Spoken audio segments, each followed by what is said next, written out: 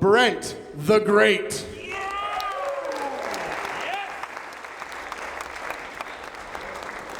That was Doug Baird, everybody. Wasn't that awkward? Little bit. It's like, what? All right, host. At least I know where I can go with this.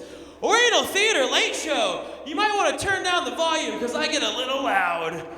What's happening? Fuck yeah! Fuck yeah!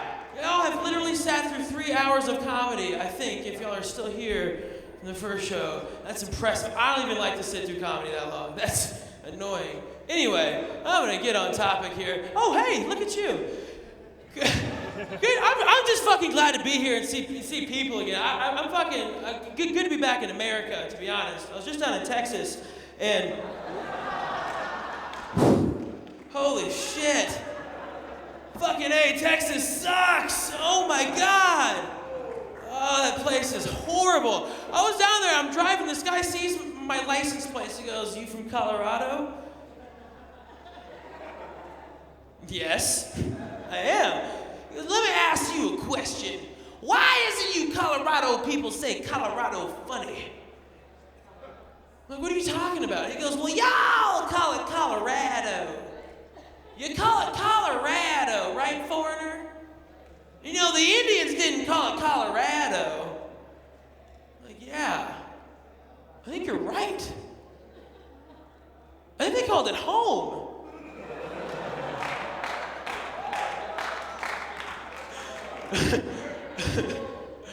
Oh, it's fucking great, man. I love driving. I love playing games in the car, like to make the time pass. My favorite game to play in the car is hold it till you find cheap gas.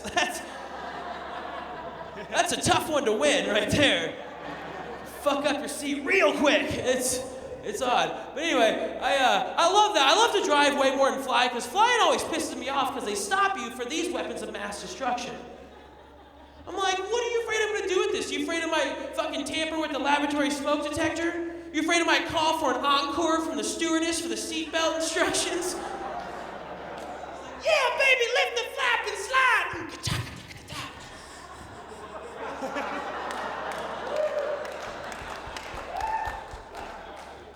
So the TSA agent says to me, she goes, "Mr. the Great, you're not allowed to take this lighter on the airplane." I'm like, "Oh, all right. You can have my lighter. I'm gonna keep this half ounce of weed stuffed between my ass cheeks." I'm gonna go fly the friendly skies. Because you know what they say, the safest way to fly with drugs is in between your butt cheeks, right? Just make sure you double bag that. Because you can really fuck up some good chronic that way, I tell you. Finally get down to Texas, you're like, sweet!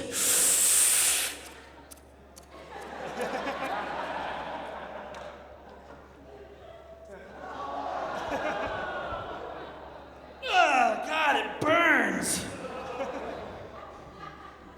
Whatever, everyone likes their own brand. It's like smoking your own Dutch oven. It's great, people. It's fucking great. Oh man, I gotta come clean with you guys. I have fucking let myself go. You ever get to that point where you let yourself go so long that you know it's gonna take like a solid hour and a half just to get back in presentable shape? And then you just keep putting it off more and more and more until it's date night and you're like, fuck, my pubes are so long, I don't even want to touch myself. Ugh, gross. My back hair is so long, I can literally braid it into a mini dreadlock. I could reach back here and braid this shit into a mini dreadlock. Back hair is fucking gross. Ladies, would you agree? Back hair, yep. You know why, fella? Don't boo that, because who wants to wake up with their face in a bag full of body pubes? Like, oh, yeah, that's fucking great. I don't even know whose hair is in my bed. It's curly and black. Ugh! What kind of hair is that? I don't know. It's fucking gross. I get that wax. I do. I know. It's weird. But ladies, thank you for what y'all do, because if getting your vagina waxed feels anything like it does to get my back waxed, holy fuck, thank you for what you do. That has got to be uncomfortable, be going, sitting in like a tiny room with like manila walls, just with your legs up, looking in the mirror, because you got to make sure they're doing it right. I've done research. You know this is true, girl who's laughing really hard. Or if you're doing the really good wax, you're propped up on a fucking stool just waiting for a 4-foot Asian to pop out of a closet and rip your labia off with molting hot wax and duct tape strips. Here you go. You put a lot of work into your vagina's force. Thank you. Fuck yeah, you make it look pretty. Oh God, you make it look just amazing. Fuck yeah, thank you. And we don't give a fuck because we're assholes. We're like, yep, looks good. Fuck it.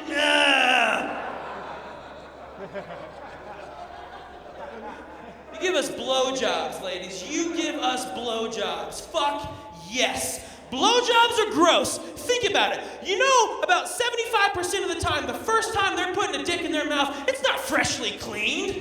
It's like out of a bar for 2.5 hours, just fucking scratching and shit. And it's the first time, so you can't just be like, hey, random dude, can you go hop in my shower and fucking scrub that shit off before I put it in my face? That'd be fucking great. That's why I always travel with wet naps. Just... Never know, you're gonna have to drop a pair of balls in a bitch's mouth, I tell ya. I got some time for this. Let me tell you guys the funniest thing that's ever happened to me, ever. So, along the lines of blowjobs, always have a plan. Always know what you're gonna do. Even if it's your first time, just have a plan, right? Just, what am I gonna do with this? Come in my mouth? Cool, fucking great. I would love to come in your mouth, that's awesome. If you don't, you get yourself into some trouble. I'm getting flashed by this girl. Shut up, flashed is a great word.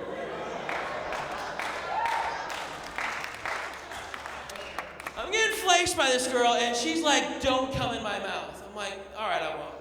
She goes, what are you gonna do? I'm like, I don't fucking know, but I'll figure it out. I promise I won't come in your mouth. I promise. Won't come in your mouth. Promise. So she starts flashing me, and I get to the very end. I'm talking like vinegar strokes, like for those of you who watch the league, like the point where you're gonna come, no matter what happens, you will come. Your arm could be stuck between a boulder, and you could be sawing it off with a fucking pocket knife and still be like, oh my God, Vinegar strokes. I wait till then, and I'm like, oh my God, I'm gonna come.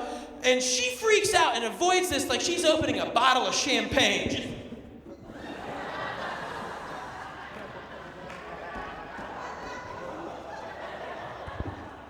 Like, what the fuck am I shooting out of my dick? Mustard gas? Come on, get on that. But the problem is she's on her knees and I'm sitting down on a couch. So when she avoids this way, it shoots this way. And it's a big one. And it just, bam, right in the right eye. Right in my eye. Fellas, you ever accidentally come in your own eye? No, you haven't. Thank you, ladies, for what you do. Fucking A, I have smoked a lot of weed in my life, and my eyes have never been that red for that long. Brutal. Along the lines of that, man, this is great. You ever shoot a load so huge that it just gets all over the place? Like, oh, fuck. Man, I gotta pull over and clean this up.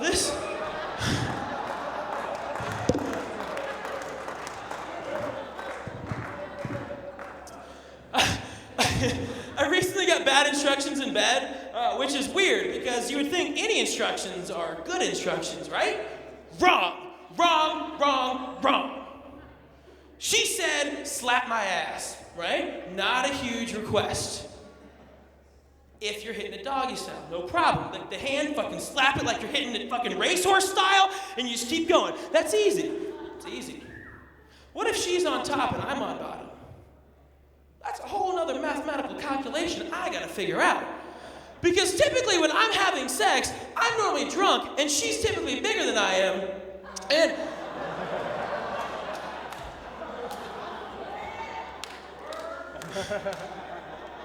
and she says, slap my ass, and I wind up big. I'm like, Look, she's a big girl. She's like one of those rhinos you can't take down with one trank dart. You need at least two. Like one of those big ass bitches. You're like, I gotta fucking slap the shit out of her. Like one of those ones where she finally feels something other than shame, right? Just a big one, right? And one of those ones where your hand just fucking sticks in her butt cheek. You can't retract it because it's literally stuck in there.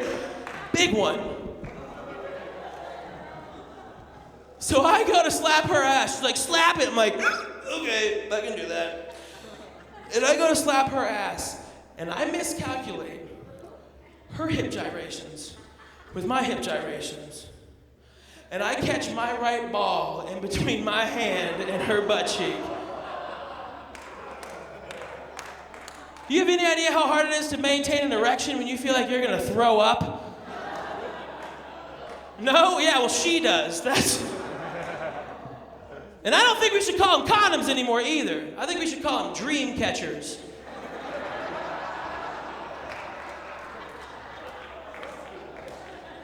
I told that joke to my mom. She's like, or you could call condoms kidnappers. My name is Brent the Great. Thank you guys. That was really, really fun. I appreciate it. Have a great rest of the show.